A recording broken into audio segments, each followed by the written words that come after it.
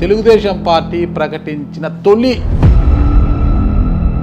ఎవరి గంటా నరహరి నేను ఎప్పుడు వినలేదే ఉన్న ఫలంగా ఒక్కసారిగా మీ పేరు ప్రకటించారు. ఎక్కడి నుంచి వచ్చారు ఏంటి మీరు? జనవరి 31 నుంచి. ఏం మాయ చేశారు బాబు గారిని? నువ్వు ఇక్కడ నిలబడు, ఖచ్చితంగా గెలుస్తున్నావు, నేను గెలిపిస్తానని సార్ ఒక మాట ఇచ్చారు. రాజంపేటకు టీడీపీకి ఎవరు దిక్కు మొక్కు లేక మిమ్మల్ని తెచ్చి బలిపశం చేస్తున్నారు అనుకోవచ్చు కదా. అలా అన్నోళ్ళే ఈరోజు క్యూ. హరి ఎప్పుడు తప్పుకుంటాడా, హరికి ఎప్పుడు తొలగిస్తామా, హరి మీద ఎట్లా రాలేద్దామా, నాకు టికెట్ వస్తుంది అని చెప్పుకొని తిరుగుతున్నారు.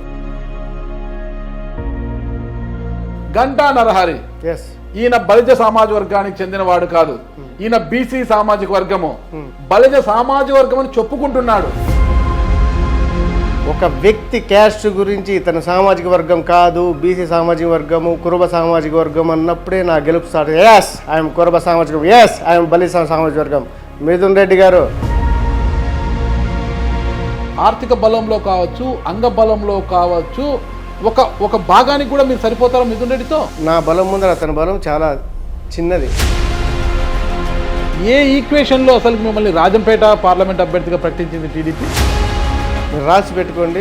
ఫస్ట్ ఎంపీ అయిన తర్వాత మీకే ఫోన్ చేసి ఇంటర్వ్యూ ఇస్తున్నాం. గెలుస్తున్నాం రాజంపేట పార్లమెంట్. రాత్రి ఎట్లా ఫ్లైట్లో వచ్చారా, బై రోడ్ వచ్చారా? ఫ్లైట్లో వచ్చినా, బై రోడ్ వచ్చినా, ఖచ్చితంగా కళలు కనాలంటే కనులు మూయాలి, ఆ కళలు నెరవేరాలంటే కనులు తెరవాలి. రాసి పెట్టుకోండి. జోబులో చేపెట్టి పిసకడం తప్పితే రూపాయి నోటు బయటికి రాదంటారు. ఎవరికైనా సాయం చేయాలన్నా కూడా తాడేపల్లి ప్యాలెస్ పిల్లి అంటుంటారు అనమాట. లోకేష్ గారు పులివెందల్లో యువగలం పాదయాత్ర చేసి అక్కడ బహిరంగ సభ పెట్టి ఉండింటే అక్కడ ఉన్నది పుల్ల అని తెలిసేది కదా. పూర్తిగా టీడీపీ బలము తప్పితే గంటా నరహరి బలం ఏంటి అంటే ఏమంటారు? నా బలం నిరూపించుకోవడానికి ఇదేం కుస్తీ పోటీలు కాదు. Hi hello, welcome to Suman TV. నేను మీ నాగరాజ్ బైర్శెట్టిని. ఈరోజు మన అతిథి టీడీపీ నాయకులు గంటా నరహరి. అంటే గంటా నరహరి అని చెప్పగానే అందరూ ఒక్కసారి ఆలోచిస్తుంటారు కదా, ఆ పేరు ఎక్కడో ఈ మధ్యన చాలాసార్లు వినిపిస్తోందని. కరెక్ట్, ఈ మధ్యన ఎక్కువ వినిపిస్తోంది. అంటే 2022 జూలై 7 వరకు కూడా గంటా నరహరి పేరు మన సీమవాసులను చెప్పలేము, కానీ ముఖ్యంగా రాజంపేట పార్లమెంటులో చాలా నియోజకవర్గాల ప్రజలకు ఈ పేరు ఎవరికి తెలియదు అనమాట.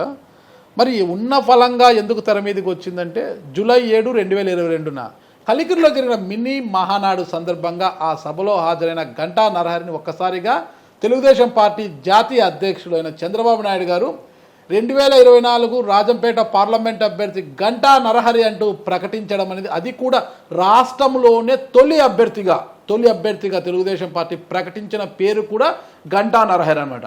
అప్పుడు ఒక్కసారిగా సీమ ప్రజలంతా కూడా ఎవరి గంటా నరహరి, ఎక్కడి నుంచి వచ్చారు, గంటా అని పేరు వినగానే గంటా శ్రీనివాసరావు గారు బంధువా, గంటా శ్రీనివాసరావు గారు కజినా అన్న చర్చలు మొదలయ్యాయి. కానీ గంటా నరహరి గారు సీమ బిడ్డే, సీమవాసి అని ఆ తర్వాత అందరికీ తెలిసింది. అయినా కూడా చాలామందికి గంటా నరహరి గారి గురించి పూర్తి స్థాయిలో సమాచారం లేదు. అయితే ఒక్కటేడా చంద్రబాబు నాయుడు గారు 2024లో గంటా నరహరిని రాజంపేట పార్లమెంటు అభ్యర్థిగా ప్రకటించారు.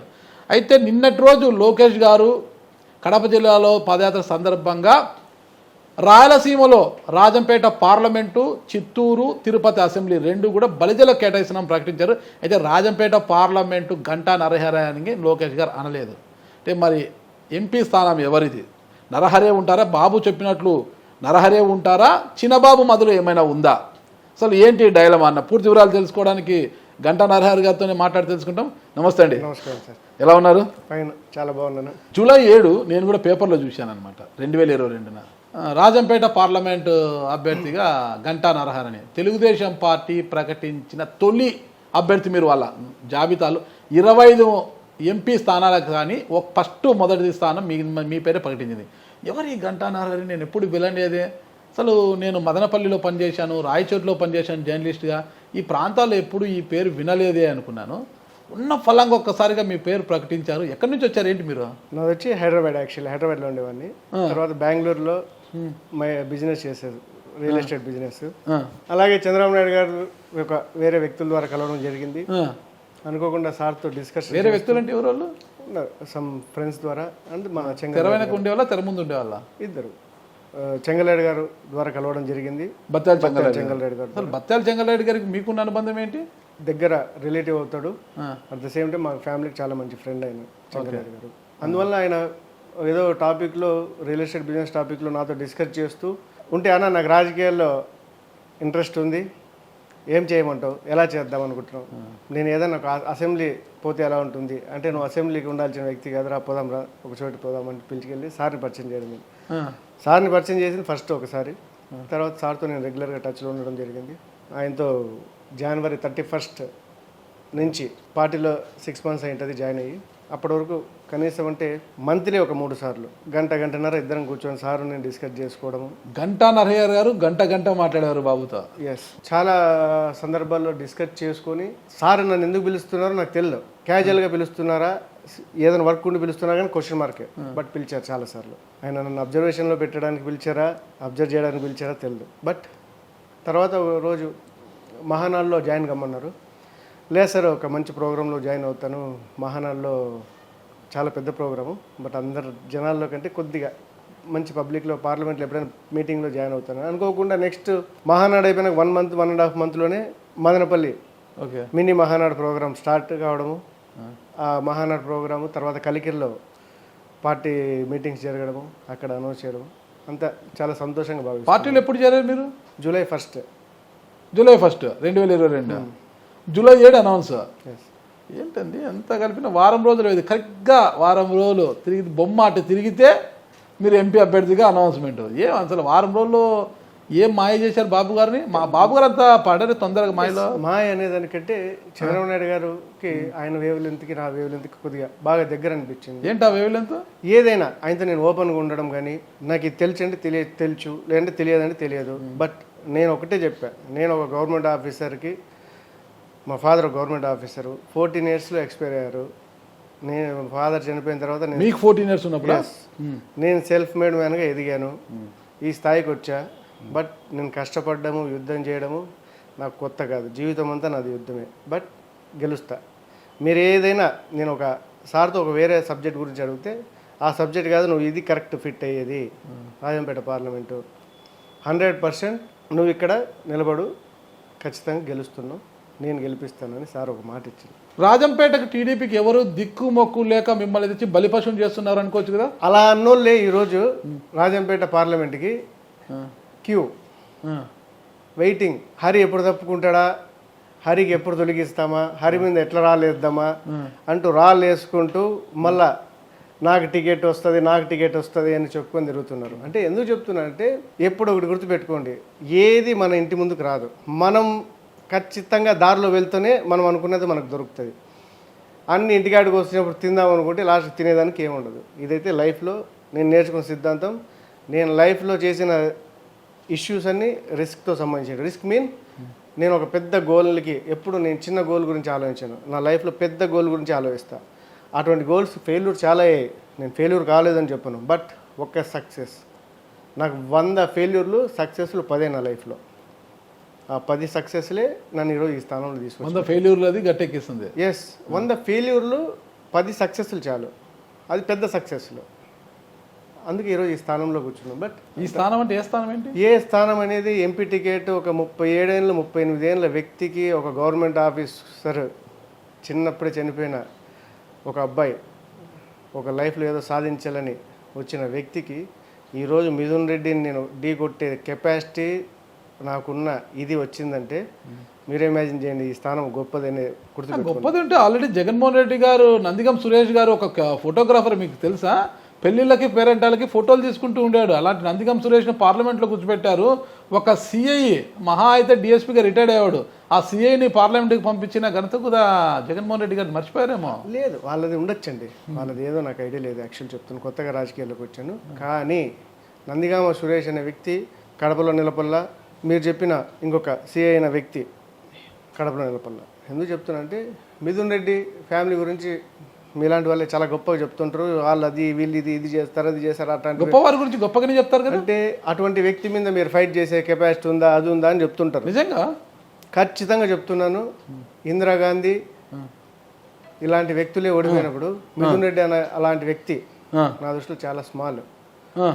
25 మంది ఎంపీల్లో అనే ఒక పాచిక మిథున్ రెడ్డి, ఆయన పాచిక పారింది. 25 పాచికలు ఇలా వేస్తే జగన్మోహన్ రెడ్డి, ఒక పాచిక మిథున్ రెడ్డి. స్పెషల్ ఏముంది చెప్పండి? మిథున్ రెడ్డి ఎన్నిసార్లు ఎంపీ అయ్యారు తెలుసా? 2 సార్లు అయ్యాడు. స్పెషల్ ఏముంది మిథున్ రెడ్డి చెప్పండి? ఎంపీ అనే దానికి స్పెషల్ ఏముంది? ఒక ఎంపీ కావడమే వాళ్ళ స్పెషల్ కదా? ఫాదర్ పెద్దిరెడ్డి రామచంద్రారెడ్డి లక్ష గారు, పైచులకు మెజారిటీ వాళ్ళ ఫాదర్ పెద్దిరెడ్డి రామచంద్రారెడ్డి గారు సన్ మిథున్ రెడ్డి బయటికి వస్తే 0. దాని వెనకాల జగన్మోహన్ రెడ్డి పార్టీ. ఇంకా వేరే ఏముంది చెప్పండి? స్పెషల్ చెప్పండి. మీ స్పెషల్ ఏంటి? నా స్పెషల్ ఏంటంటే సెల్ఫ్ మేడ్ మ్యాన్. ఓకే, నా స్పెషల్ పెద్దిరెడ్డి రామచంద్రారెడ్డి గారు సెల్ఫ్ మేడ్ మ్యాన్, నేను self made man, Chandrababu Naidu self made man. ఇంకా చాలదా నా స్పెషల్? ఆయన చెప్పమని చెప్పండి ఈ డైలాగ్. మిథున్ రెడ్డి గారు ఎస్, రాజకీయంగా స్వయంగా ఎదిగాడు, తండ్రిని చూసి ఎదిగాడా, స్వయంగా ఎదిగాడని పక్కన పెడితే రాజకీయాల్లో సక్సెస్ సాధిస్తున్నాడు. ఈరోజు వైఎస్ఆర్ కాంగ్రెస్ పార్టీలో ముఖ్య భూమి పోషిస్తున్నాడు. కాదండి, అది ఎవరైనా సాధిస్తారు. సెల్ఫ్ మేడ్ మ్యాన్ గురించి మాట్లాడుతున్నాను మీతో. ఓకే, అది ఎవరైనా సాధిస్తారు. సరే, ఆయన సెల్ఫ్ మేడా, తండ్రి మీద ఆధారపడ్డా అని పక్కన పెడితే రాజంపేటకు అనాదిగా బలిజలకు అనుకూలిస్తున్న రాజంపేట పార్లమెంటులో ఆ జెండా పీకేసి మిథున్ రెడ్డి జెండా బలంగా పాతాడు కదా, ఆ జెండా పీకడం కాదు కదా, జెండాను ముట్టుకునేంత శక్తి అయినా మీకుందా? ఖచ్చితంగా గుర్తుపెట్టుకోండి, జెండా ముట్టుకుంటానా, జెండాను పట్టుకుని తీసుకెళ్ళి తెలుగుదేశం పార్టీలో అధికారంలో తీసుకొచ్చి పార్టీ ఆఫీస్లో జెండాను పాతుతానా, మీరే త్వరలో చూస్తారు. కారణం ఏంటంటే ఇందాకే చెప్పాను, నేను అన్ని ఆటుపోట్లను ఎదుర్కొని ఈ స్థానంలో. జీవితంలో కావచ్చు, రాజకీయాలు ఆటుపోట్లు వేరే కదా. జీవితం వేరు, రాజకీయం వేరు కాదు. నా దృష్టిలో రాజకీయం అనేది జీవితంలో ఎదిగినోడు రాజకీయంలో ఎదగడం పెద్ద ఇష్యూ కాదు. ఎందుకంటే జీవితానికి రాజకీయానికి వేరే తేడా ఏముండదు. రాజకీయంలో నేర్చుకోవడానికి ఇప్పుడు మొన్నటి వరకు పెద్దగా తెలియదు నాకు. అంటే ఎగ్జాంపుల్, సార్ అనౌన్స్ చేసినప్పటి నుండి ఈ రోజుకి ఇంకొక 1 మంత్ అయితే 1 ఇయర్ అవుతుంది. ఈ 1 ఇయర్లో నేర్చుకోమా? ఏం నేర్చుకున్నారు? మిథున్ రెడ్డి చేసిన ఒక కామెంట్తోనే ఇప్పటి వరకు గందరగోళం ఇంకా ఎవరికి పోలేదు. ఆ గందరగోళంలో కొట్టిమిట్టున్నారు. ఆ ప్రశ్ననే మీరు తుడిపేయలేకున్నారు. ఏ కామెంట్? గంటా నరహరి ఈయన బలిజ సామాజిక వర్గానికి చెందినవాడు కాదు, ఈయన బీసీ సామాజిక వర్గము, బలిజ సామాజిక వర్గం అని చెప్పుకుంటున్నాడు, అంతేగాని బలిజ సామాజిక వర్గం కాదు అని ఒక స్టేట్మెంట్ ఇచ్చాడు. ఆ స్టేట్మెంట్కి ఇంతవరకు క్లారిటీ లేదు మీ దగ్గర నుంచి. నా గెలుపు అక్కడే స్టార్ట్ అయింది. మీకు అర్థమైందో లేదో నారాజ్ గారు, ఒక వ్యక్తి క్యాస్ట్ గురించి తన సామాజిక వర్గం కాదు, బీసీ సామాజిక వర్గము, కురుబ సామాజిక వర్గం అన్నప్పుడే నా గెలుపు స్టార్ట్. ఎస్ ఐఎమ్ కురుబ సామాజిక వర్గం, ఎస్ ఐఎమ్ బలిజ సామాజిక వర్గం. మిథున్ రెడ్డి గారు, నేను ఏ సామాజిక వర్గమో మీకు అనవసరం, ప్రజలకు అనవసరం. బట్ మీరు తెలుసుకోండి, సామాజిక వర్గం గురించి మీరు మాట్లాడే పరిస్థితికి వచ్చారంటే నా సామాజిక వర్గం అందరికీ తెలుసు. కానీ సామాజిక వర్గం బలిజ, మరి కురుబ అంటున్నారు కదా. ఎస్, సామాజిక వర్గం ఎందుకండి ఈ రోజు డిస్కషన్ చెప్తున్నా. కురుబనా బలిజనా? బలిజ సామాజిక వర్గం. మరి కురుబన్ ఎందుకు వస్తుంది? ఆయన చెప్పాడు కదా, తప్పేంటి? ఆయన చెప్పాడు కదా, తప్పేంటి? చెప్పండి. కురుబ సామాజిక వర్గం ఉంటే తప్ప? బట్ ఎలా కురుబ అవుతారు? బలిజ అయినప్పుడు కురుబ కాదు కదా. ఆయన రూమర్ ని క్రియేట్ చేశాడు. ఎందుకంటే ఆ రూమర్ క్లారిటీ ఇవ్వండి, మీరు ఎందుకు వచ్చింది ఆ రూమర్? రూమర్ ఎక్కడి నుండి వచ్చిందో ఐడియా లేదు, అది నాకు తెలియదు. ఎక్కడో కులాంతర వివాహం జరిగింది, దాన్ని పట్టుకొని అదే మా వైఫ్ బలిజాసు, నేను బలిజాసు, అది తప్పు. అతనికి ఎవరో రాంగ్ ఫీడ్బ్యాక్ ఇచ్చారు, లాంటి ఇతను రాంగ్గా క్రియేట్ చేసి నన్ను డిస్టర్బ్ చేయడానికి, సామాజిక వర్గంలో డిస్టర్బ్ చేయడానికి క్రియేట్ చేశారా అది తెలియదు. మీ వైఫ్, మీ మదరు ఫాదర్ ఏదో అది తప్పండి. మా father Balija, mother Balija, relatives ఇద్దరు వేరే వేరే. ఇది కాదు, మా ఫాదరు మదర్ రిలేటివ్స్. అంత పెద్ద కామెంట్ ఎలా చేశారు మిథున్ రెడ్డి గారు? అదే, అంత పెద్ద కామెంట్ ఎప్పుడు చేయాల్సి వస్తుందంటే అయోమయంలో పడిపోయినప్పుడే అటువంటి కామెంట్స్ అనేది వస్తాయి. రాసి పెట్టుకుంటే మిమ్మల్ని చూసి ఆయన ఎందుకు అయోమయం పడాలా? అదే కదా, అడగండి. ఆర్థిక బలంలో కావచ్చు, అంగ బలంలో కావచ్చు, ఒక భాగానికి కూడా మీరు సరిపోతారా మిథున్ రెడ్డితో? అది ఆర్థిక బలం, అంగబలం ఒక భాగం అని అంటున్నారు, గుర్తుపెట్టుకోండి. మిథున్ రెడ్డి ఒక ఎంపీగా నిలవనంత వరకు, గెలవనంత వరకు నా బలం ముందర అతని బలం చాలా చిన్నది. మీ బలం ఏంటి? ఒకప్పుడు నేను చెప్తున్నా, ఆయన ఎంపీగా నిలబడక ముందు గురించి మాట్లాడుతున్నా. ఆయన ఎంపీ అయినాక ఆయనకు బలం తోడైంది 100%. రేపు పొద్దున్న నేనుగానండి, గుర్తుపెట్టుకోండి. ఈరోజు నా బలం ఏందనేది, నా బలం తెలుగుదేశం పార్టీ, నా బలం చంద్రబాబు నాయుడు గారు, నా బలం లోకేష్ బాబు. ఎందుకంటే హాఫ్ అన్ అవర్లో నాకు అపాయింట్మెంట్ కావాలంటే అపాయింట్మెంట్ ఇద్దరు చంద్రబాబు నాయుడు గారు, లోకేష్ బాబు గారిని ఇస్తున్నారు. నాకు కావాల్సిన సలహాలు, సహకారం తప్పకుండా పార్టీలో లభిస్తుంది. అంత బలం చాలదా నాకు? ఏంటి అసలు నాకు అర్థం కాలేదు. నిన్నటి రోజు మీరు బెంగళూరులో ఉన్నారు, ఉన్నట్టుండి చిన్నబాబు లోకేష్ గారు రాత్రికి ఫోన్ చేస్తే హుటిన ప్రొద్దునకి దిగిపోయారు కడపలోకి. ఏం మాట్లాడారేంటి? ఎల్లుండి పార్లమెంట్లో మీటింగు, ఎల్లుండి యాక్చువల్లీ మా పార్లమెంట్లో లోకేష్ బాబు గారు పాదయాత్ర ఉంది, దాని గురించి డిస్కషన్ ఎలా చేద్దాం, ఏం ప్లానింగ్స్, దాని గురించి అర్జెంట్గా రావాలి అంటే వస్తున్నాం సార్ అని చెప్పి పొద్దున్న బయలుదేరి వచ్చాను. ఓకే, ఆయన పిలవడం ఏంటి? మీరే రావాలి కదా, అది మీ విధి కదా. అంటే ఎల్లుండి అన్నప్పుడు ఎల్లుండి మా అరేంజ్మెంట్స్లో మేము ఉన్నాము. అతను అరేంజ్మెంట్స్ ఎలా బెంగళూరులో ఉండి ఏం అరేంజ్మెంట్ చేస్తున్నారు? మీరు ఉండాల్సింది ఇక్కడ కదా, కడపలో కదా. అంటే పార్లమెంట్ ఎప్పుడు ఇన్ఛార్జెస్, ఇప్పుడు కాన్స్టిట్యున్సీ రాజంపేట ఇన్ఛార్జ్ బత్యాల చెంగలరాయుడు గారు, ఆయన కాన్స్టిట్యున్సీ ఆయన చూస్తున్నారు. మనం ఫోన్ కాల్స్లో కానీ ఆల్రెడీ లాస్ట్ వీక్ చెంగలరాయుడు గారు నేను కలిసాము పర్సనల్గా ఇక్కడ అసెంబ్లీలో వచ్చినప్పుడు. అక్కడ అన్న ఏం పాదయాత్ర ప్రోగ్రామ్ అంటే అరే షెడ్యూల్ మనకు కరెక్ట్ డేట్ ఫిక్స్ అయినప్పుడు మనం ప్లాన్ చేస్తాం. షెడ్యూల్ డేట్ నిన్న ఫిక్స్ అయింది. షెడ్యూల్ డేట్ అనేది ఎప్పుడు 10 రోజుల ముందర, వారం ముందర ఉండదు. పాదయాత్రది ఎప్పుడు 1 or 2 days ముందర, 3 days ముందర ఉంటుంది షెడ్యూల్. అంటే ఏ రూట్లో పోతున్నాం, రూట్ మ్యాప్ అనేది ఇంకా ఇప్పటికీ ఫైనల్గా ఈరోజు నైట్కి ఇస్తారు. ఈరోజు నైట్కి ఇచ్చినాక రూట్ మ్యాప్ ఇచ్చినాక ఒక క్లారిటీ. ఒకటే మండలం అంటే సిద్ధవటం ఒకటే కవర్ చేస్తున్నారు. సిద్ధవటం మండలం కవర్ అవుతుంది. ఓకే, సిద్ధవటం నుంచి అట్లా తొట్లవల్లూరా? సిద్ధవటం మండలంలో మార్చిపల్లి మీద నుండి సిద్ధవటం వెళ్తాము. యాక్చువల్లీ ఇట్లా ఫ్రంట్ నుండి పోల్చింది తోటలవల్లూరు అంటే మళ్ళీ అక్కడికి పోతుంది. ఇదంతా యాక్చువల్లీ జేఎంజే కాలేజ్ ఎదురుగా ఫారెస్ట్ వస్తుందని చెప్పి సిద్ధవటం బ్యాక్ సైడ్ నుండి పెట్టాము. ఓకే, అక్కడ నుంచి ఇంకా మీరు పాదయాత్ర పూర్తయ్యే వరకు ఇక్కడే ఉంటారా? ఖచ్చితంగా ఇక్కడే. అసలు గంటా నరహరి గారు ఎవరు అన్న క్వశ్చన్ మార్క్ తీసేసి ఆన్సర్ ఇవ్వండి ఒకసారి. అంటే మీ క్వశ్చన్ నాకు క్లారిటీ అర్థం. గంటా నరహరి ఎవరు అన్నప్పుడు మీ నేపథ్యం ఏంటి? మీ తల్లిదండ్రులు ఎవరు? అసలు మీ స్వగ్రామం ఎక్కడ పుట్టారు, ఎక్కడ పెరిగారు, ఏంటి అసలు మీరు ఏం చదువుకున్నారు, ఎంతవరకు చదువుకున్నారు, ఎక్కడ చదువుకున్నారు అనే క్లారిటీ 100% ఇస్తాను. మా గంటా నరహరి అంటే గంటా బాలకృష్ణమూర్తి గారు మా ఫాదర్ నేము, గంటా శకుంతల గారు మా మదరు. మా ఫాదర్ వచ్చి అగ్రికల్చర్ ఆఫీసర్గా, ఆయన నాకు 14 yearsలో ఎక్స్పైర్ అయ్యారు. అగ్రికల్చర్ డిపార్ట్మెంట్ ఏం చేశారు నాన్న? సూపర్వైజర్గా ఉన్నారు. సూపర్వైజర్. నెక్స్ట్ నాన్న కిడ్నీ ప్రాబ్లంతో చనిపోయారు. ఓకే. నెక్స్ట్ వచ్చి మా తాతగారిది వచ్చి వాయిల్పాడు స్వగ్రామం. నాన్నగారు సర్వీస్లో చనిపోయారా? సర్వీస్లో చనిపోయారు. జాబ్ ఎవరికి వచ్చింది? జాబ్ మదర్కి ఇచ్చారు. మదర్ తర్వాత మధ్యలో రిజైన్ చేసేసారు. ఓకే. మా తాతది వచ్చేసి వాయిల్పాడు. మీ ఫాదర్ నాన్నది చిత్తూరు జిల్లా వాయిల్పాడు. ఇప్పటికీ అక్కడ వాయిల్పాడులో మా తాత వాళ్ళ అన్నదమ్ములు ఫ్యామిలీస్ అన్ని చాలా ఉన్నాయి వాయిల్పాడులో. మా అవ్వది వచ్చేసి గుత్తి, అనంతపురం జిల్లా గుత్తి, గుంతకల్ నియోజకవర్గం. మా అవ్వ వచ్చి ఒకటే కూతురు. మా తాత మ్యారేజ్ అయిన తర్వాత ఇంకా గుత్తిలో గోల్డ్ షాప్ ఉంది, అది చూసుకొని చెప్పి మా తాత వాళ్ళ మామ అంటే మా అవ్వ నాన్న రమ్మని చెప్తే సరే అక్కడికి వెళ్ళిపోయారు. ఆయన మీ తాత అక్కడికి ఇల్లరికం వెళ్ళిపోయాడు. తర్వాత మా ఫాదరు ఎక్కడ గుత్తిలో? గుత్తి వాసు బజార్, మెయిన్ బజార్. వాసు బజార్ మెయిన్ బజార్. అది గుత్తి సొంతూరు. కానీ మేము తిరిగిందంతా అనంతపురం జిల్లా, గుంతకల్లు, ఉరవకొండ, రాయదుర్గం. ఫాదర్ జాబ్ కదండి, బాగా తిరుగుతూ వెళ్తూ ట్రాన్స్ఫర్స్ అవి ఇవి తిరుగుతూ. మీ ప్రైమరీ ఎడ్యుకేషన్ ఎక్కడ జరిగింది? అంతే గుత్తిలోనే. గుత్తి ఎంతవరకు చదువుకున్నారు? గుత్తిలో 10th class వరకు. ఎక్కడ, ఏ స్కూల్? 10th class వరకు 3 స్కూల్ మారా. ప్రైమరీ ఎక్కడ? అది వచ్చి యాక్చువల్ మహర్షి స్కూల్ ఒకటి. ఓకే, మన్రో సత్రము. నెక్స్ట్ కోట 8th వార్డు కోటలో. ఓకే. నెక్స్ట్ ఎంఎస్ జూనియర్ కాలేజ్లో చదివాను. మళ్ళీ ఎంఎస్లో చదివాను. తర్వాత అది అయిపోయిన తర్వాత ఇంటర్మీడియట్ కడప. ఏ group? Kadapa MPC. Okay. MPC చదివాను విద్యాసాధన కాలేజీలో. ఇంటర్మీడియట్ ఫెయిల్ అయ్యా. ఓకే. అప్పటికే బిజినెస్లో అనేక ప్రయత్నాలు, ఎన్నో. ఇంటర్మీడియట్కే అంటే ఇంటర్మీడియట్ నేను 18 years 19 yearsకి -2 crores నాది. మా ఫాదర్ చనిపోయిన తర్వాత వచ్చిన ఇన్సూరెన్స్ డబ్బులు, ఆ డబ్బులన్నీ పోగొట్టేసి అప్పటికే అంటే చాలా అగ్రెసివ్. ఇదే కడపలోనే చాలా మంది ఫ్రెండ్స్ ఉన్నారు. ఎందుకు, ఎలా పోగొట్టారు? జూదం ఆడారా? జూదం అనేది కాదు కానీ వ్యాపారం. ఏం వ్యాపారం? ఆ వయసులో ఏం తెలుసు వ్యాపారం గురించి? ఎందుకు తెలియదండి నాకు. ఇప్పుడు 15 ఏళ్ళు 14 ఏళ్ళకి ఫాదర్ చనిపోతే లైఫ్లో ఇంకా 16-17 ఏళ్ళకి నాకు తెలిసి 17-18 ఏళ్ళలోనే వ్యాపారం స్టార్ట్ చేశాను. ఎందుకు కడపకు వచ్చారు? గుత్తి వదిలేసి. గుత్తిలో కాలేజీలు లేవా? కాలేజ్ అని కాదు, యాక్చువల్ మా మదర్ది ప్రొద్దుటూరు ప్రాపరు. మా చిన్నాన్న వాళ్ళంతా ఇక్కడే ఉంటారు దగ్గరలో. యాక్చువల్లీ కడపలో ఉన్నారు. ఆయన బ్యాంక్ ఆఫీసర్గా కడపలోనే ఉన్నారు.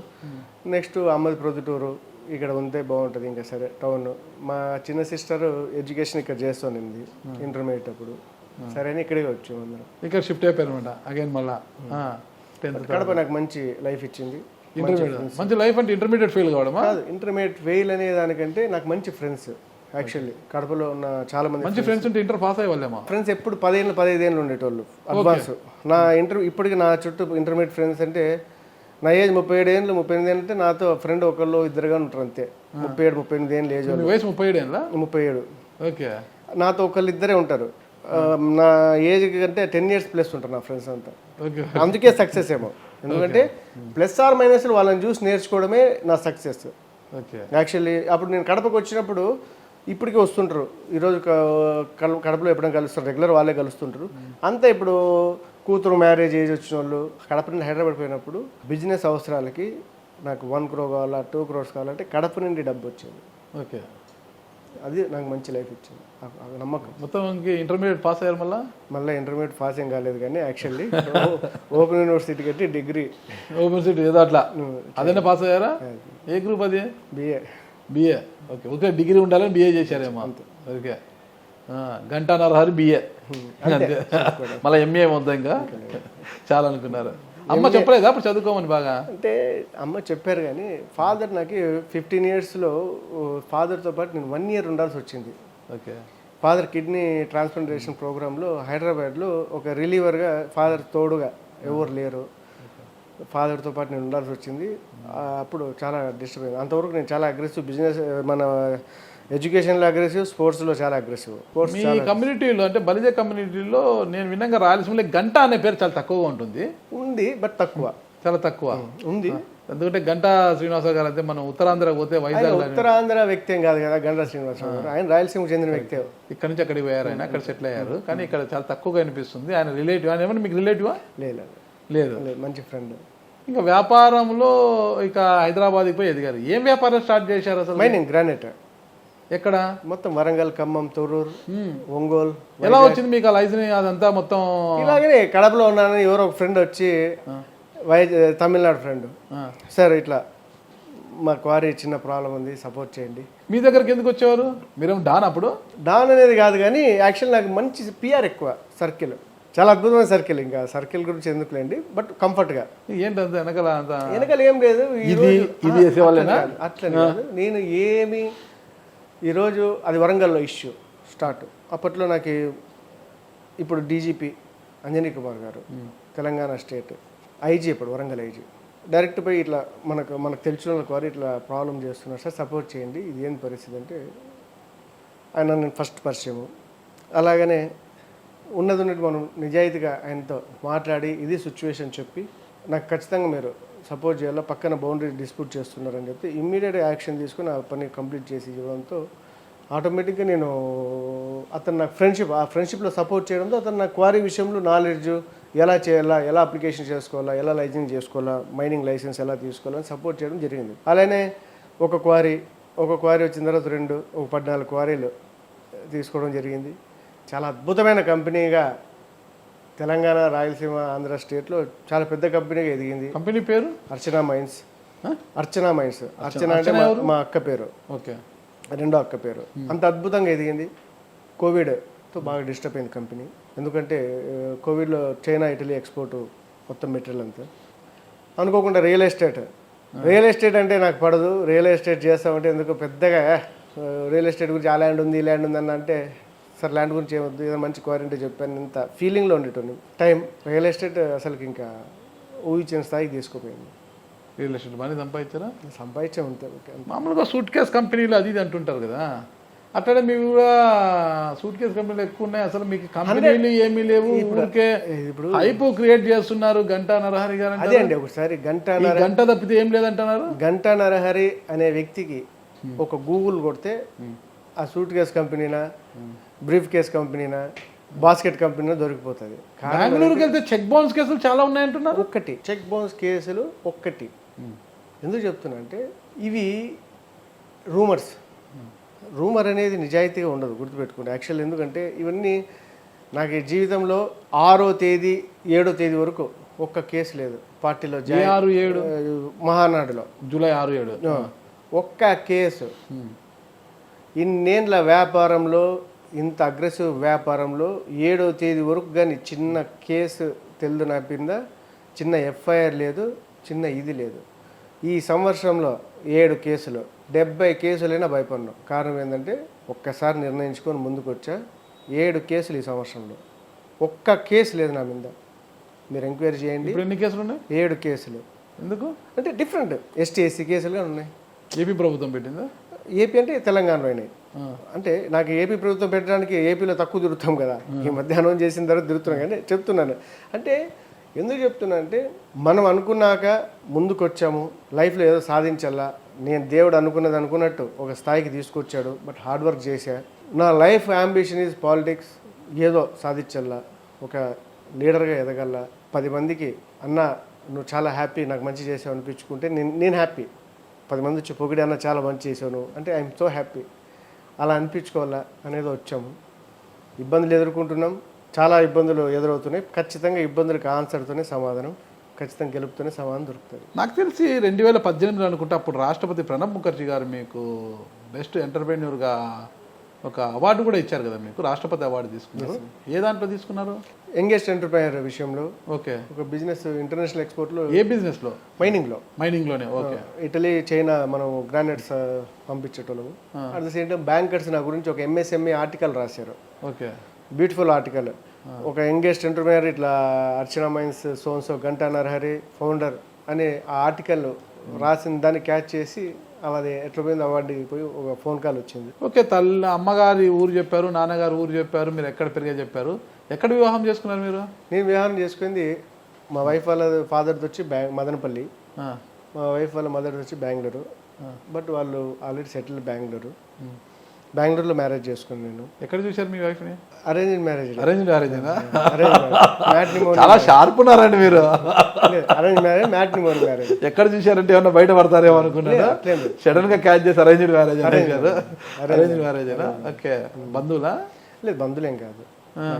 బెంగళూరు మహానగరంలో ఎలా టార్చర్ అంటే ఇప్పుడున్న టెక్నాలజీకి ఇప్పుడు మ్యాట్రిమోనీస్, హై అండ్ మీడియేటర్స్ వాళ్ళు వీళ్ళు ఉంటారు, కన్సల్టెన్సీస్ ఉంటారు. వాళ్ళు మామగారు ఎమ్మెల్యే అంటున్నారు? లేదు కాదా, ఇది బీజేపీ ఎమ్మెల్యే? లేదు. మా మామగారు వాళ్ళ మా అత్తగారు వచ్చి మన సత్యప్రభ గారి చెల్లెలు.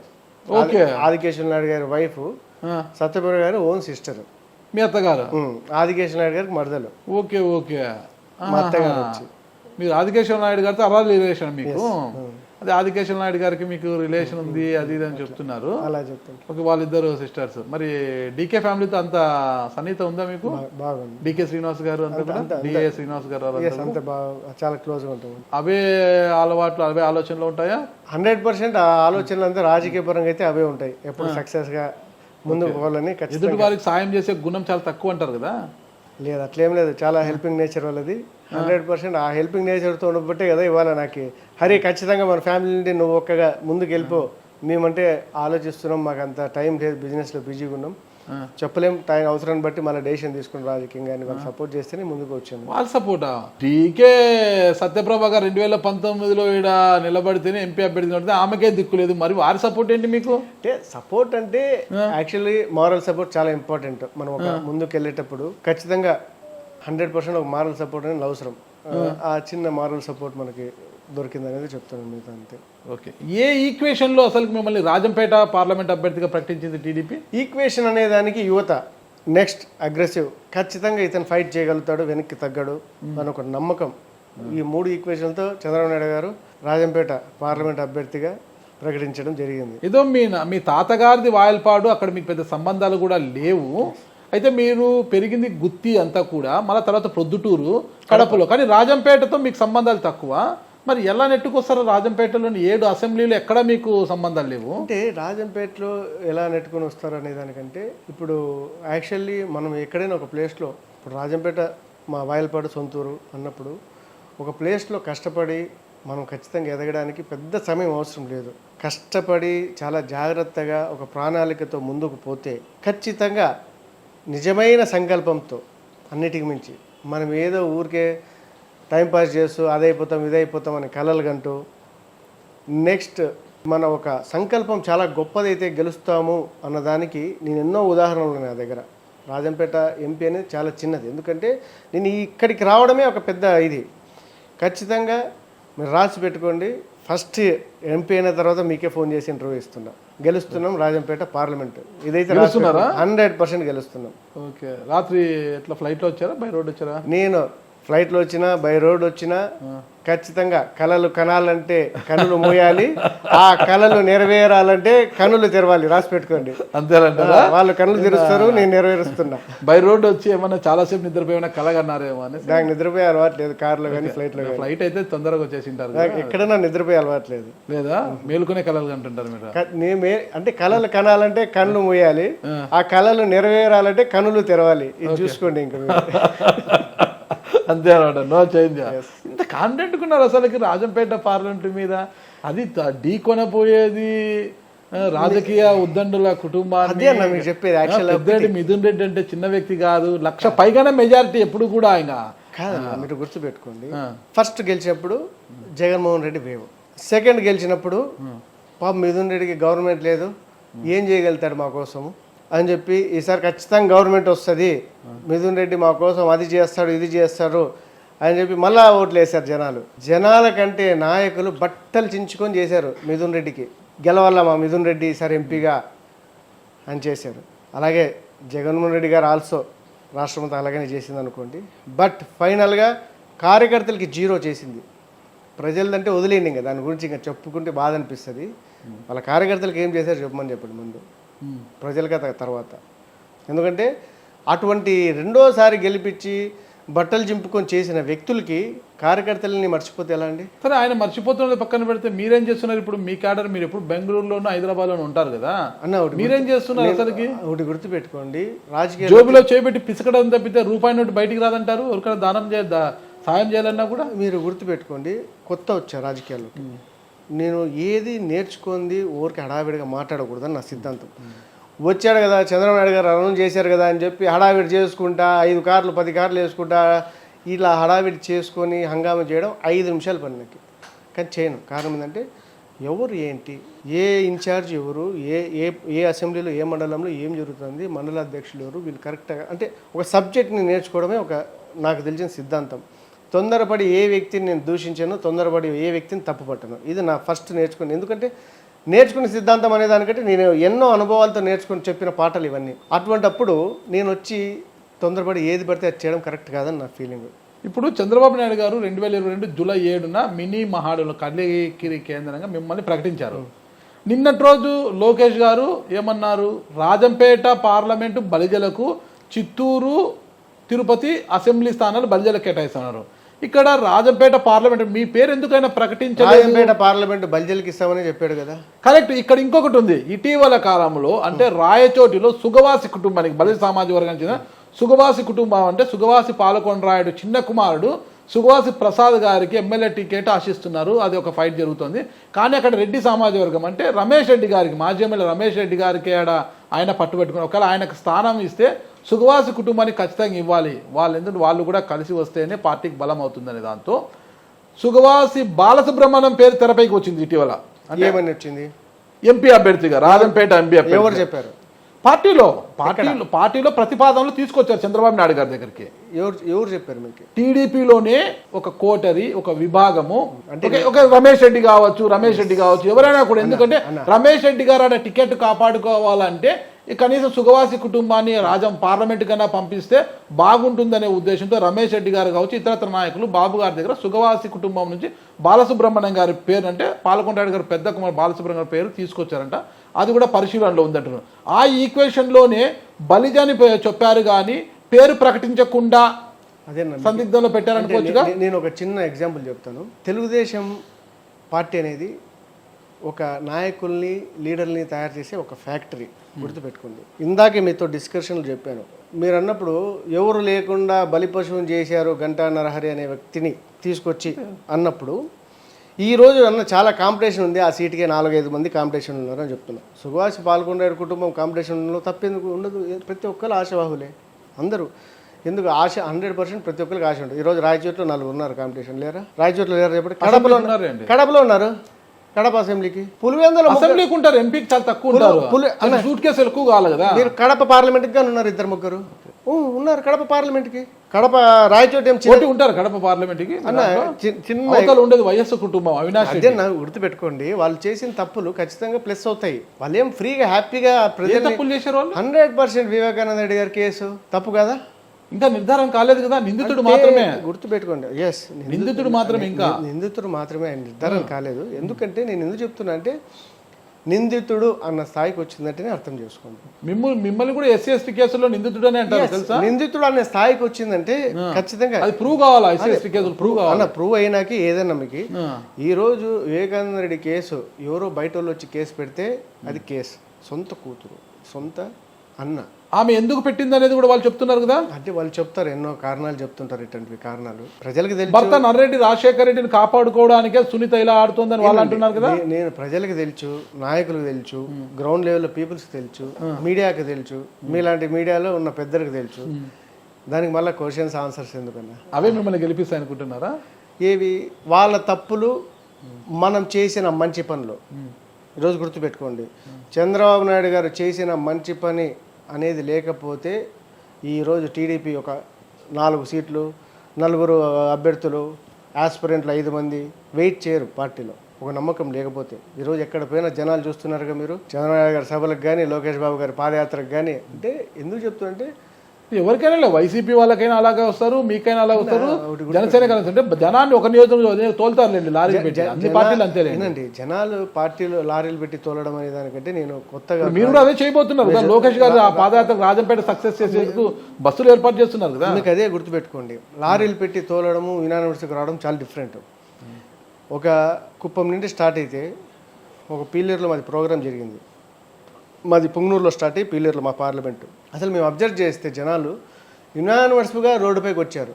ఇదైతే మీరు రాసి పెట్టుకోండి, ఎంక్వైరీ చేసుకోండి. అంటే లారీలు పెట్టే తోలే కాలం వెళ్ళిపోయింది. ఇప్పుడున్న కొత్త రాజకీయ నాయకులు లారీలు పెట్టి లారీలు పెట్టి తోలడం అంటే ఇప్పుడున్న కమ్యూనికేషన్ గ్యాప్. ఇప్పుడు కమ్యూనికేషన్ వాట్సాప్ మెసేజ్లు సో ఈ డేట్లో లోకేష్ బాబు వస్తున్నారు, ఈ డేట్లో లోకేష్ బాబు వస్తున్నారు, ఈ చంద్రబాబు నాయుడు వస్తున్నారు, ఈ డేట్లో పవన్ కళ్యాణ్ వస్తున్నారు, ఈ డేట్లో జగన్మోహన్ రెడ్డి వస్తున్నారు అంటే ఆటోమేటిక్గా జనాలు వస్తుంటారు. అది క్రేజ్ అనేది ఒక వాల్యూ. ఒకరికి 1000 మంది వస్తారు, ఒకరికి 500 మంది వస్తారు, ఒకరికి 1,00,000 మంది వస్తారు, ఒకరికి 10 లక్షలు. ఎగ్జాంపుల్ లోకేష్ గారు 100% చాలా అద్భుతంగా జరుగుతుంది. అద్భుతంగా జరుగుతుందా? మరి ఎందుకు పులివెందులు పెట్టుకోలేదు? ఎందుకు పులివెందులు అంటే రూట్ మ్యాప్ ఫిట్ కాలా, మీరు సెట్ చేసుకోండి. సెట్ చేయాల్సింది. ఎట్లా సెట్ చేస్తారు మీరు చెప్పండి? సెట్ చేయాల్సింది మీరు. జమ్మల మడుగు ఎంటర్ అయ్యాడు ఎక్కడి నుండి? కర్నూలు నుంచి. ప్రతి కాన్స్టిట్యున్సీకి, ప్రతి పార్లమెంట్కి 4 కాన్స్టిట్యున్సీలు ప్రోగ్రామ్. ఒక చిత్తూరు ఎగ్జామ్స్ అని వదిలేస్తే, చిత్తూరు ఎందుకంటే ఆ సొంత జిల్లా, సొంత కాన్స్టిట్యున్సీ కాబట్టి చిత్తూరులో ఎక్కువ రోజులు పెట్టుకోవాల్సి వచ్చింది. కర్నూలు ఆల్సో పెట్టాల్సి వచ్చింది. రిమైనింగ్ మీరు వచ్చి జమ్మలమడుగు నుంచి పులివెందులు వెళ్ళి, పులివెందుల నుంచి రాయచోటి నుంచి రాజంపేట, రాయచోటి ఇవన్నీ రావడం అనేది ఘాట్ సెక్షన్స్. కానీ పులివెందుల్లో పెట్టింటే ఇప్పుడు నిత్యము లోకేష్ గారు ఒకటి అంటుంటారు అనమాట తన ప్రసంగాల్లో, పాదయాత్రలో భాగంగా. ఫస్ట్ పులివెందులు అది అమరావతి ప్యాలెస్, తాడేపల్లి ప్యాలెస్ పిల్లి, తాడేపల్లి ప్యాలెస్ పిల్లి అంటుంటారు అనమాట.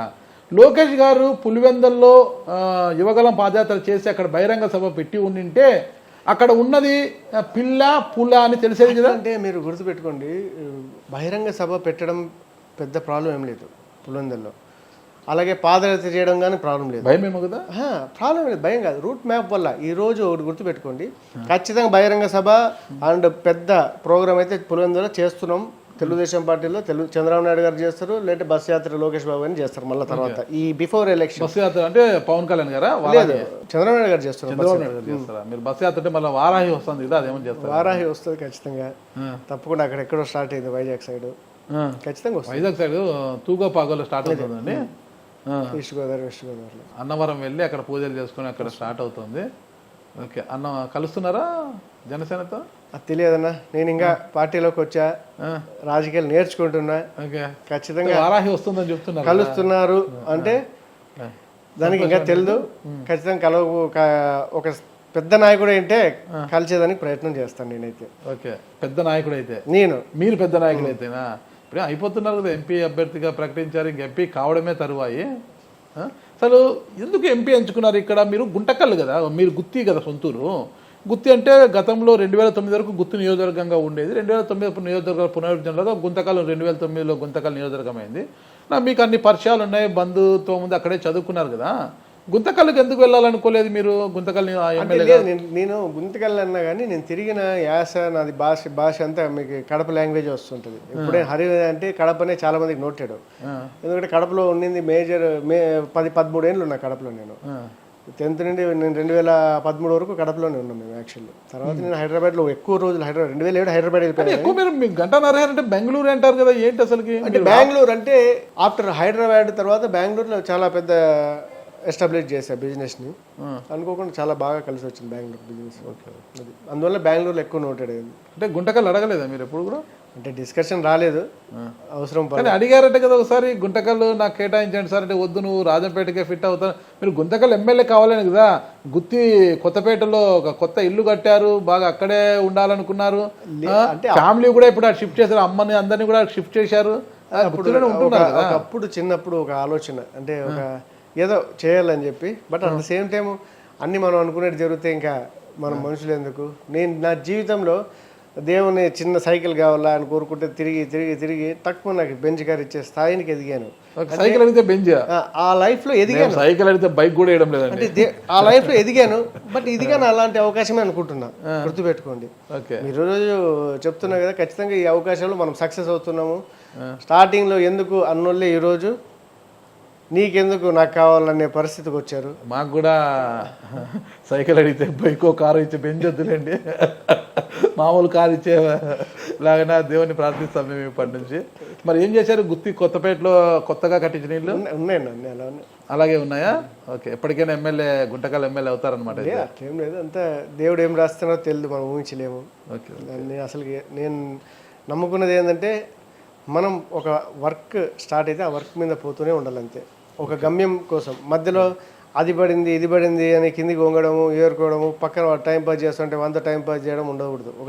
ఒకటే మన గమ్యం వైపు పోతూ ఉంటే ఖచ్చితంగా గెలుస్తామని నమ్మకం. స్ట్రైట్గా ఒకటి ఆన్సర్ చెప్పండి నాకు. చంద్రబాబు నాయుడు గారు రాజంపేట పార్లమెంట్ అభ్యర్థిగా మిమ్మల్ని ప్రకటించడానికి ప్రధాన కారణము, రాజంపేట నుంచి బలిజ సమాజ వర్గానికి టికెట్ ఇస్తేనే బాగుంటుందని ఆయన ఆలోచించి ప్రకటించారా, లేకపోతే గంటా నరహరి మాయలో పడి గంటా నరహరితో నోట్ల కట్టలు కుట్టలు కుట్టలుగా ఉన్నాయి, రాజంపేటకు నరహరి లాంటి వారైతేనే మిథున్ రెడ్డిని ఢీ కొడతారు, ఎందుకంటే ఆర్థికంగా అంత గుట్టలు గుట్టలు డబ్బులు ఉన్నాయి కాబట్టి బాగుంటుందనే ఉద్దేశంతో ప్రకటించారా? రాజంపేటకి బలిజ సామాజిక వర్గం నేత అయితేనే కరెక్ట్.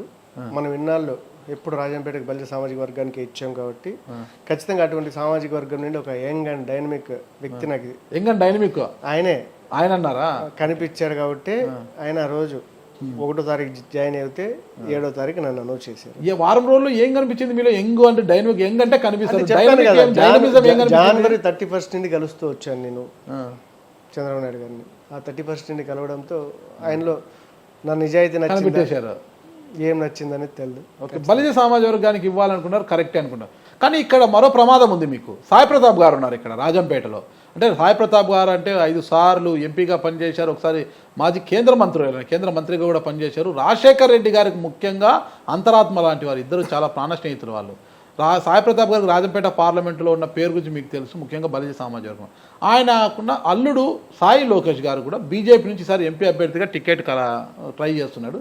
ఒకవేళ సాయి లోకేష్కు ఎంపీ టికెట్ వచ్చి వాళ్ళ మామ సాయి ప్రతాప్ గారు సాయి లోకేష్కి మద్దతుగా బరిలోకి దిగితే బలిజల ఓట్లలో చీలిక వస్తుంది కదా. అంటే సాయి ప్రతాప్ గారు నాకు కానీ చాలా మంచి కావాల్సిన వ్యక్తి, చాలా దగ్గరగా సంబంధం ఉన్న వ్యక్తి. ఆయన నేను చాలాసార్లు ఢిల్లీకి పోతే ఎన్నిసార్లు ఆయన గెస్ట్ హౌస్ కేంద్ర మంత్రి ఉన్నప్పుడు హరి రా ఇంటికి బ్రేక్ఫాస్ట్ కంటే చాలాసార్లు వెళ్ళిన వ్యక్తి నేను.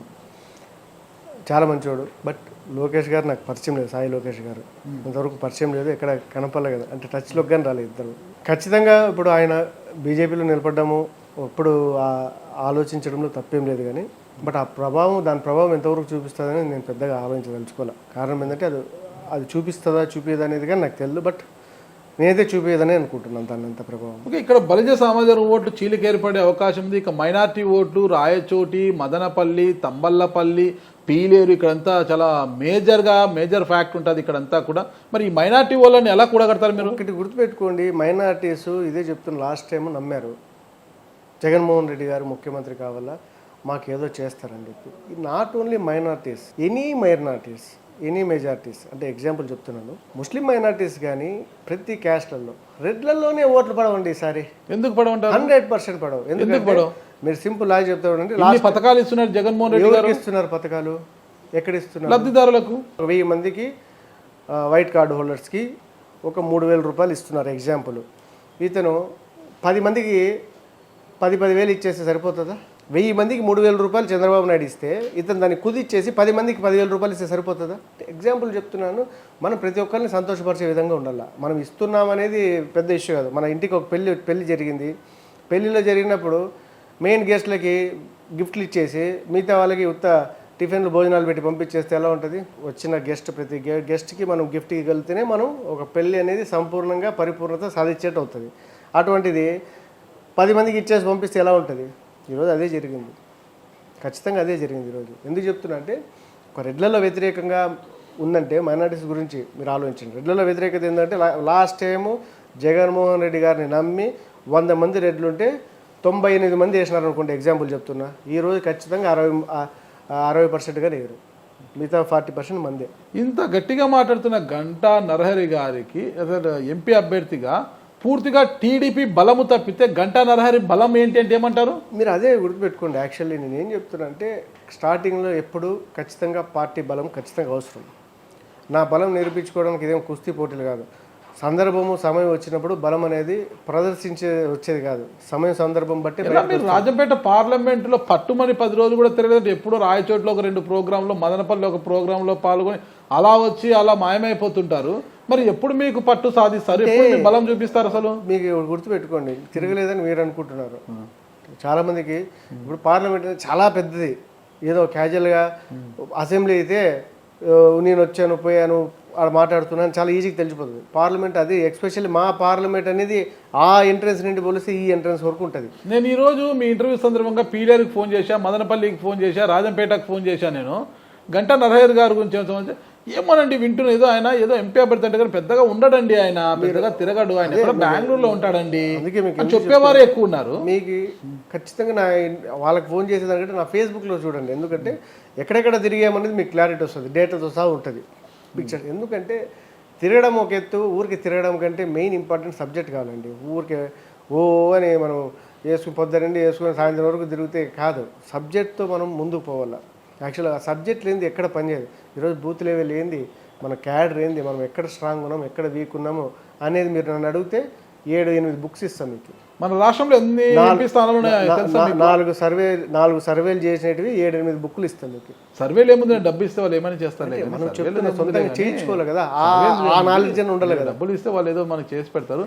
రాష్ట్రంలో ఎన్ని ఎంపీ స్థానాలు ఉన్నాయి? 25 ఎంపీ స్థానాలు ఉన్నాయి. 25 ఉన్నాయా? మీరు ఎన్ని గెలిచారు 2019లో? 3 గెలిచాము. 3 గెలిచారు. ఈసారి వాళ్ళు 3 గెలుస్తున్నారు, మేము 22 మీరు గెలుస్తున్నారా? వాళ్ళు వైనాట్ 175, వైనాట్ 25 అంటున్నారండి. అట్లా అంటారు. వాళ్ళకి ఈరోజు మన వైనాట్ 175, వైనాట్ 175 అని చెప్పి ఫస్ట్ స్పీచ్లో చెప్పాడు. సెకండ్ స్పీచ్ వచ్చేదానికి ఎవరు టికెట్ వాళ్ళకే ఇస్తాను, మీరు డిస్టర్బ్ కాకండి, మనము ఖచ్చితంగా గెలుస్తున్నాము అనేది. అంటే లో అయిన పిచ్లో అవుతుంటుంది అది. ఎందుకంటే అదొక చిన్న స్ట్రాటజీ. వైనాట్ 175, వైనాట్ 175 అంటే ఒక ఎదుటోళ్ళని మనం భయపడిస్తుంటాం చూడండి, అదొక స్ట్రాటజీ. అది పెద్ద అంత సీన్ లేదని వాళ్ళకి తెలుసు, అడిగే మీకు కానీ తెలుసు. వైనాట్ రాజంపేట పార్లమెంటులో ఒక ఎంపీ అభ్యర్థిగా మీకున్న విజన్ ఏంటి అసలు? ఖచ్చితంగా గుర్తుపెట్టుకోండి. విజన్ అనేది ఎగ్జాంపుల్ ఒక 10 చెప్తాను మీకు. నందలూరులో ఆల్విన్ ఫ్యాక్టరీ మూతపడిపోయింది. గత 20 ఏళ్ళ నుండి same story. Allwyn factory open చేయిస్తాం. రైల్వే కోచ్ ఫ్యాక్టరీ అన్నారు నందలూరు. అలాగే రైల్వే లైన్ అని చెప్పారు బెంగళూరు. జరుగుతూనే ఉంది కడప బెంగళూరు. 30 ఏళ్ళు ఏంటది ఆ స్టోరీ. నెక్స్ట్ మదనపల్లిలో ఖచ్చితంగా టమాటో యూనిట్స్లో కెచప్ యూనిట్స్ ఎన్ని పెట్టచ్చు, మనం ఎన్ని కావాలంటే అన్ని పెట్టచ్చు. హామీలు ఇస్తున్నారు, ఎన్ని కావాలంటే అన్ని పెట్టచ్చు. అలాగే పల్వరైజింగ్ మిల్స్ ఏమైనా ఈరోజు పరిస్థితి. బైరైటీస్ చాలా అద్భుతంగా మనకు వరల్డ్ ఫేమస్ బైరైటీస్ ఇక్కడ ఉన్నప్పుడు పల్వరైజింగ్ మిల్స్ ఎన్ని యూనిట్స్ ఉండి ఎంతమందికి ఉపాధి కలిగేది. ఈ 5 ఏళ్లలో ఏమైంది? Close units. ఎందుకు క్లోజ్ అయ్యాయి? సొంత లాభం కోసమా? ఆ మెటీరియల్ ఎక్కడ పోతుంది? వితౌట్ పర్మిట్ ఎక్కడ పోతుంది మెటీరియల్? మనం ఒకరిని సస్పెండ్ చేస్తారు. సీసీ కెమెరాలు సైడ్ ఎందుకు జరిగాయి సీసీ కెమెరాలు? అది 2,000 కోట్ల స్కామ్ అది బైరైటీస్ మైన్స్లో.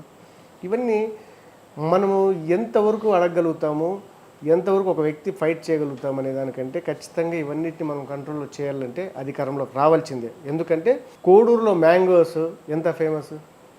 కోడూరు నుండి స్టార్ట్ చేసే మా పార్లమెంట్ అంతా మ్యాంగోసే. అసలు పొంగనూరులో పొంగనూరులో నిన్న చెప్తారు, నిన్న ఒక ఫంక్షన్ పోయింటే సొదుం పోయింటే అక్కడ హిమాం పసంద్ చాలా ఫేమస్ మ్యాంగోస్. ఏమైనా ఈరోజు ఇంటర్నేషనల్ ఎక్స్పోర్ట్ క్వాలిటీ మ్యాంగోస్ ఉన్నాయి, ఒక ఇండస్ట్రీ లేదు, ఒక వేర్ హౌస్ లేదు, ఒక కోల్డ్ స్టోరేజెస్ లేవు మన దగ్గర సరిగ్గా. Cold storage after small unit అది కోల్డ్ స్టోరేజ్ అనేది. అవి లేకపోతే ఏం చేస్తున్నాం మనం? ఎక్కడ మామూలుగా ఎక్కడెక్కడికో పోతే ఉంటాయండి, కర్ణాటకలో ఎక్కడ మూలని విలేజ్లు పోతే కోల్డ్ స్టోరేజ్ ఉంటే, ఈరోజు తెలంగాణలో ప్రతి విలేజ్లో కోల్డ్ స్టోరేజ్ ఉంది. విలేజ్ మీన్ ప్రతి కాన్స్టిట్యున్సీలో, 7 కాన్స్టిట్యున్సీలో ఏడునే ఒక అద్భుతమైన కోల్డ్ స్టోరేజ్. ఇక్కడేం టమాటాస్ లేవా, మ్యాంగోస్ లేవా? ఇంక మీరే ఇమాజిన్ చేయండి. అంటే నేను ఎందుకు చెప్తాను అంటే ఇవన్నీ ఒక టైంపాస్ చేస్తూ మనం వెళ్ళిపోతున్నాం 30-40 ఏళ్ళు. ఈ మధ్యకాలంలో మిథున్ రెడ్డి అనే వ్యక్తి పార్లమెంట్లో ఆ సభలో కూర్చొని ఒక పెద్ద హుందాతనంలో కూర్చున్న వ్యక్తి అనుకుంటే 5 నిమిషాల్లో చేస్తాడు, అది చేస్తాడు, ఇది చేస్తారని చాలామంది చెప్తుంటారు. అతని మీద ఫైట్ చేస్తారా మీరు, అతన్ని ఢీ కొట్టగలుగుతారా, ఇంత పెద్ద ఫ్యామిలీ అని చెప్తున్నారు. అంత పెద్ద వ్యక్తి అనుకుంటే ఎన్ని రోజులు తెస్తాడు? ఈరోజు అదే మైనింగ్కి కావాల్సిన ఎక్విప్మెంట్ కావాలంటే ఒక 2000 డంపర్లు టక్కుమని దిగిపోతాయి వాళ్ళకి. 2000 డంపర్లు అంటే కాస్ట్ వచ్చి మీరే ఇమాజిన్ చేయండి ఎంత అయితే దిగిపోతాయి మైనింగ్కి కావాలంటే. బట్ ఇవన్నిటికంటే మెయిన్ ప్రజలకు మనం చేస్తాము, ప్రజల్లో మనం వెళ్ళిపోదాము, వాళ్ళకి ఏదైనా చేసి మనం నెక్స్ట్ ఓట్ అడుగుతాం. వాళ్ళకు ఓన్లీ వాళ్ళ ధైర్యం, వాళ్ళ విజన్ ఏంటంటే ఓట్ని ఎలా మేనేజ్ చేయాలా, ఖచ్చితంగా ఎలక్షన్ ఎలా నడుపుకోవాలా, వాళ్ళ స్ట్రెంత్ అది. ఎందుకంటే వాళ్ళు ఎలక్షన్ నడపడంలో ఒక ఎక్స్పర్ట్. ఒక బిర్యానీ కుక్ చేస్తే టాప్ కుకింగ్ చేసే 5 స్టార్ బిర్యానీ ఎలా చేస్తాడు అలా చేయడం వాళ్ళు ఎక్స్పర్ట్స్. మేము చేయగలుగుతాం అని ఒక నమ్మకంతో ముందుకు పోతున్నారు. కానీ ఖచ్చితంగా ఒక కన్ను అట్లా తెరిచిపోయే లోపల స్టవ్ వేడవుతే ఎంత పెద్ద బిర్యానీ అయినా మాడిపోతుంది. ఇదైతే రాసి పెట్టుకోండి. ఖచ్చితంగా ఈరోజు వేడైపోయింది, మాడిపోతుంది, మనం గెలుస్తున్నాం. అంతేనంటారా? ఫైనల్గా ఒకటి చెప్పండి, గంటా నరహరి, మండిపల్లి రామప్రసాద్ రెడ్డి, సైకం శ్రీనివాస్ రెడ్డి, ఈ ముగ్గురు ఆశావాళ్ళు. Saikam Srinivas Reddy Puttaparthi TDP aspirant, Mandipalli Ramaprasad Reddy Rayachoti MLA ticket aspirant, Ganta Narahari Rajampet ticket announce చేసేసారులేండి. ఇంకా చిన్నబాబు అంతా కలుసుకొని ఇంకా టికెట్ మీకు ఇవ్వడమే తరువాయి. ఈ ముగ్గురు ఏంటి హైదరాబాద్లో కూర్చొని ఒక రింగ్ అయి ఉంటారు, ఏం చేస్తుంటారు ఏంటి ముగ్గురు? రింగ్ ఏం కాదు, మేము యాక్చువల్లీ ముగ్గురం పాత ఫ్రెండ్స్. నాకు రాజకీయాలు తెలియనప్పుడే ఫ్రెండ్స్ వీళ్ళు. యాక్చువల్ వాళ్ళు మాట్లాడుకుంటోళ్ళు, అన్న నేను ఆ టికెట్ పోతున్నా, నేను ఈ టికెట్ పోతున్నా, ఇది ట్రై చేస్తున్నా, అది ట్రై చేస్తున్నా. నేనేం తెలియనట్లు ఊరికి క్యాజువల్గా వాళ్ళతో కాఫీ టీ తాగుతా కూర్చొని టైంపాస్ చేసేటోని తప్పితే వాళ్ళకి నేను పార్టీలో జాయిన్ అయినంత వరకు నేను పార్టీలోకి వస్తున్నాను, రాజకీయాల్లోకి వస్తున్నాను తెలియదు. యాక్చువల్లీ అంటే ఎందుకు మనకి తెలియని సబ్జెక్టు ఎందుకు మాట్లాడాలా ఒకరితోనే ఉద్దేశం. బట్ మంచి ఫ్రెండ్స్ ముగ్గురు. ఓకే, బట్ ముగ్గురు మంచి ఫ్రెండ్స్ కానీ బట్ రాజకీయం వేరు, ఫ్రెండ్షిప్ వేరు. అంతే 100%. అంతా ముగ్గురు ఒకటే పార్టీలోనే ఉన్నారు కదా. అంతే, బట్ రాజకీయం వేరు, ఫ్రెండ్షిప్ వేరు, బట్ ముగ్గురు ఒకటే పార్టీ. మీ రోజువారీ కార్యక్రమాలు ఎలా ఉంటాయి అసలు? రోజు అంటే మార్నింగ్ లేస్తాను, యాక్చువల్లీ వాకింగ్ చేస్తాను. తర్వాత వాకింగ్ చేస్తారా? మరి పొట్టదండి ముందు ఇంకా లావు ఉంటాయి, ముందు 115 కిలోస్ ఉంటాయి. అవునా? తగ్గారు బాగా? తగ్గాను. ఓకే. రెగ్యులర్ మార్నింగ్ యాక్చువల్లీ ఇంట్లో బ్రేక్ఫాస్ట్ చేసుకోవడం, ఆఫీస్ వెళ్ళిపోవడం. ఇక్కడ parliament programs morning. Office Bengaluru, Hyderabad? Bengaluru, Hyderabad ఉంది. Okay okay. ఫుడ్ హ్యాబిట్స్ ఎలా ఉంటాయి? ఫుడ్ హ్యాబిట్స్ చాలా లిమిటెడ్ ఫుడ్స్. యాక్చువల్ పెద్దగా ఫుడ్లో నేను పెద్ద ఫుడ్ కాదు, యాక్చువల్లీ చాలా లిమిట్గా తింటాను ఫుడ్. మంచి డిన్నర్స్ బాగుంటాయా? కామన్గా ఉంటాయి డిన్నర్స్ రెగ్యులర్గా. ఫుడ్ కాదు కానీ డిన్నర్స్ కామన్గా ఉంటాయి. డిన్నర్స్ అంటే కామన్గా ఉంటాయి. అది ఇంకా డిన్నర్స్ అనేది లేకుండా ఎక్కడ ఉంటుంది చెప్పండి. ఎంతమంది సంతానం మీకు? 2 పాప బాబు. ఏం చదువుతున్నారు వాళ్ళు? ఇంకా చిన్నపిల్లలు అంతా. ఇంకా చిన్నపిల్లలు. గంటా నరహరి గారి భవిష్యత్తు లక్ష్యం ఏంటంటే ఏమంటారు? ఖచ్చితంగా గంటా నరహరి అనే వ్యక్తి ఒక మంచి వ్యక్తిగా, ఒక మంచి విజన్ ఉన్న లీడర్గా ఎదుగుతాడు. ప్రజల మద్దతుతో ఖచ్చితంగా వాళ్ళ ఆదరణ పొంది ఒక గంటా నరహరి అనే వ్యక్తి లైఫ్ అనేది పరిపూర్ణత సాధిస్తాడు. సార్ ఫైనల్గా రాజంపేటలో 8వ తారీఖు జరగబోయే రాజంపేట నియోజకవర్గంలో జరుగు లోకేష్ గారు పాదయాత్ర విజయవంతం చేయబోతున్నారా? అసలు విజయవంతం చాలా అద్భుతంగా జరుగుతుంది. మరి అసలు మా పార్లమెంట్లో ఏ ప్రోగ్రాము అసలు చిన్న షేక్ గాని కాదు. పొంగనూరు నుండి స్టార్ట్ చేస్తే 4 నియోజకవర్గాలు అయిపోయినాయి. ఈరోజు 5వ నియోజకవర్గము.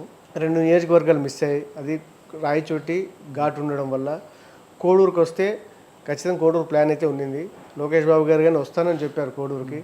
కారణం ఏంటంటే ఆ రూట్ మ్యాప్ ఇచ్చే వాళ్ళంతా రాపూర్ ఘాట్ అనేది చాలా ఘాట్ సెక్షన్, చాలా పెద్ద ఘాట్. అది హాల్ట్ కంపల్సరీ అవసరం. హాల్ట్ తీసుకునేందుకు ప్లేస్ ఉండదు. అటువంటి ప్లేస్ని ఎక్కి దిగడం ఇబ్బంది వస్తుంది. హరి రాలేము, కోడూరులోకి చెప్పండి, తర్వాత ఒక మంచి ప్రోగ్రాం పెడదాము అని చెప్పి ఆయన చెప్పారు. ఖచ్చితంగా రేపు జరిగేది 5వ నియోజకవర్గం మన పార్లమెంట్లో.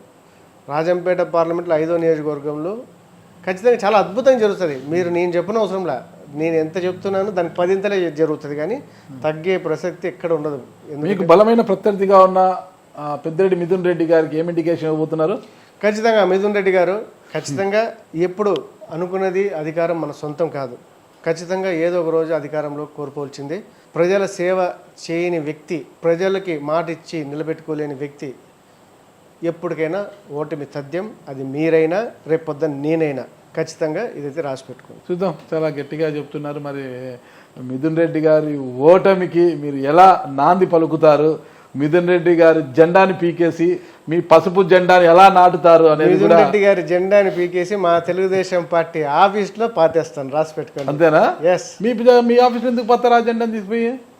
మిథున్ రెడ్డి ఎంపీ అని ఒక పేరున్న జెండాని, టీడీపీ వైసీపీ జెండాని కాదు, ఆ పేరున్న జెండాని పాదేస్తారా? ఖచ్చితంగా. ఓకే, పసుపు జెండా మళ్ళా రెపరెపలాడుతుంది. 100% పసుపు జెండా రాష్ట్రంలో ఎట్లయినా రెపరెపలాడుతుంది, రాసి పెట్టుకోండి. అంతే, ఈ దీంట్లో ఆలోచనే లేదు. నేను ఖచ్చితంగా ఒంటరి పోరులో మీరు అధికారంలోకి వస్తారా? ఖచ్చితంగా ఒంటరి పోరా. పవన్ కళ్యాణ్తో దేహి అంటున్నారు కదా? కాదు, పవన్ కళ్యాణ్తో దేహి అంటున్నారా, పవన్ కళ్యాణ్తో కలిసిపోతున్నారా, ఇంకా అంతవరకు పోలేదు ఎక్కడ. మనం దేహి అనేది ఊరికి వీళ్ళు రూమర్స్. ఇప్పుడు మీరు క్యాజువల్గా ఇప్పుడు మనము పోతున్నాము, ఏదో జరుగుతుంటే చిన్నగా ఏదో క్యాజువల్గా ఒకళ్ళు ఇద్దరు కలిసి మాట్లాడుకుంటే ఎన్నో పెద్ద రూమర్స్ సృష్టించడంలో దాంట్లో ఆశ్చర్యం లేదు.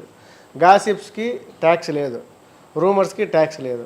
ఎవరెన్నైనా మాట్లాడుకుంటూ పోతుండదు ట్యాక్స్ లెస్ కాబట్టి. ట్యాక్స్ లెస్ కాబట్టి ఫైనల్ గా చంద్రబాబు నాయుడు కూడా ప్రకటించారు కదా, ఒకవేళ జనసేన టీడీపీ బీజేపీ ఒకవేళ పొత్తు అయిన తర్వాత పొత్తులో భాగంగా సాయి లోకేష్కి వేరే వాళ్ళకి టికెట్ పోతే ఎట్లా ఎంపీ టికెట్? చంద్రబాబు నాయుడు గారు ఒక నమ్మకంతో నా మీద ఒక పని అప్పచెప్పాడు.